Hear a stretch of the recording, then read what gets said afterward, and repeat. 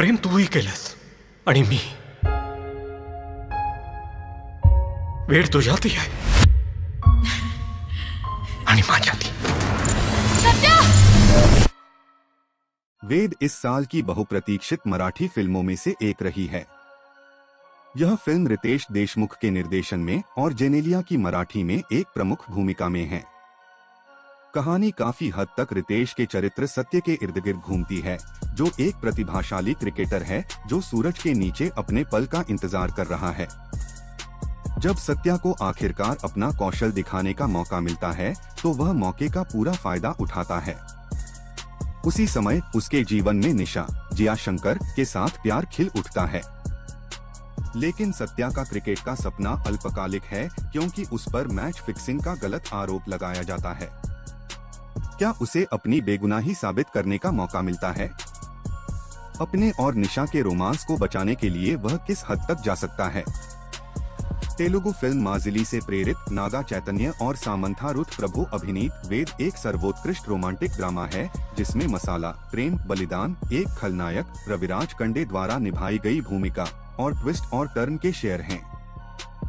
Film अतीत और वर्तमान के बीच झूलती है, क्योंकि यह अपने प्रमुख पात्रों की कहानी प्रस्तुत करती है। जहां फर्स्ट हाफ काफी हद तक रितेश और जिया के किरदारों के बारे में है, वहीं सेकेंड हाफ में हमें श्रावणी से मिलवाया जाता है, जिसे जेनेलिया देशमुख ने निभाया है और उसकी पृष्ठभूमि की कहानी भी बताती है। तुलनात्मक रूप से इंटरवल के बाद का भाग पहले भाग की तुलना में अधिक आकर्षक है। वेद में सितारों का मिश्रण है। रितेश अपने चरित्र के गुस्से को अच्छी तरह से व्यक्त करते हैं, जबकि जेनेलिया की आंखें और भाव बहुत कुछ कहते हैं। अभिनेत्री उस फ्रेम को रोशन करती है जिसमें वह है।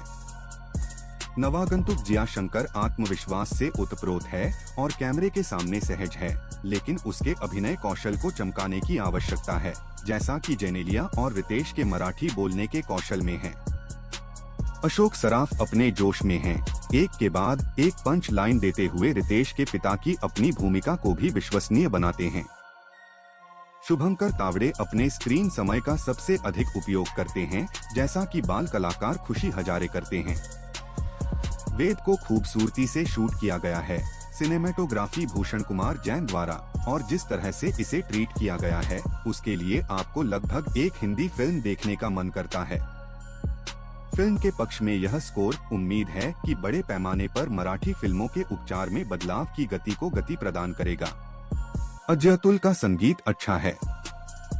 वसुंधरा वी द्वारा गाया गया एक गीत जो विशेष रूप से सबसे अलग है, वह है बेसुरी, जो अपनी भूतिया गुणवत्ता के लिए गाया जाता है, जो जेनेलिया की पृष्ठभूमि की कहानी में एक निश्चित रहस्य जोड़ता है। लेकिन इन पहलुओं को छोड़कर फिल्म वैसी नहीं है जैसी उम्मीद की जाती है। कहानी का अनुमान लगाया जा सकता है, भले ही आपने माजिली न देखी हो। ठोस कथानक प्रस्तुत करने की बजाय अभिनेताओं का महिमा मंडन करने पर अधिक ध्यान दिया जाता है। इसलिए यदि आप रितेश या जेनेलिया के प्रशंसक हैं, तो वेद एकदम सही सप्ताहांत घड़ी है। लेकिन अगर आप औसत सिने प्रेमी हैं और यह देखना चाहते हैं कि वेद को लेकर क्या चर्चा है, तो आप थोड़ा निराश हो सकते हैं।